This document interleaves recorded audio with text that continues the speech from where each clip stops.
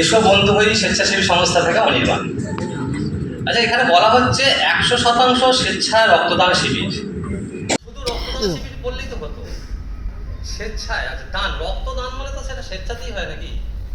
কিন্তু তবুও বলতে হচ্ছে আমাদের স্বেচ্ছায় রক্তদান শিবির। কেন? প্রশ্নটা রইল। আপনারাও দেখেছেন নিশ্চয়ই, একটা ট্রেন্ড এসছে, বিভিন্ন রক্তদান শিবিরে একটা গিফট দেওয়ার প্রচলন চালু হয়েছে। এই গিফটের বশবর্তী হয়ে, মানে এই গিফট পাওয়ার কিছু একটা পাওয়ার লোভে বা পাওয়ার আশায় বহু মানুষ সেই রক্তদান শিবিরগুলোতে যাচ্ছে, রক্ত দিচ্ছে। অথচ সরকারি নির্দেশে লেখা আছে রক্তদান শিবিরে কোনো উপহার দেয়া আইনত দণ্ডনীয় অপরাধ। দেখেছেন কোনোদিন কোনো ক্লাব বা অর্গানাইজেশনকে দণ্ড পেতে? মনে হয় দেখেননি।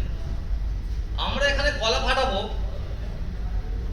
আর আরেক দল আরেক জায়গায় সেটাকে ভায়োলেট করবে, সেই রুলসটাকে ভায়োলেট করে চলে যাবে। এটা কিভাবে সম্ভব হতে পারে? সরকারের কাছে জোরালো দাবি রাখতে হবে, দণ্ডটা যাতে পাওয়া যায়, দণ্ডটা যাতে হয়। তাহলে আমার মনে হয় এই ট্রেনটা থেকে একটু বেরোনো যেতে পারে।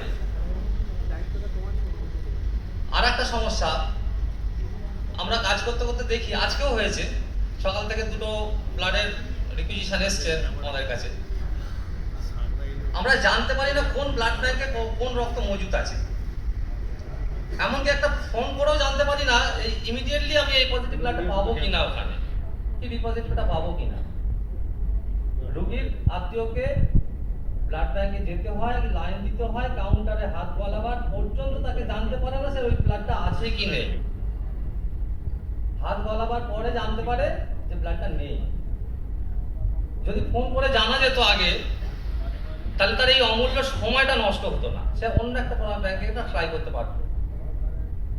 বা কমসে কম যদি একটা ওয়েবসাইট থাকতো, আমি যদি দেখে নিতে পারতাম যে কোন ব্যাংকে কোন রক্তটা মজুদ আছে, তাহলে মনে হয় সুবিধা হতো। এই একটা হেল্প নাম্বার বা একটা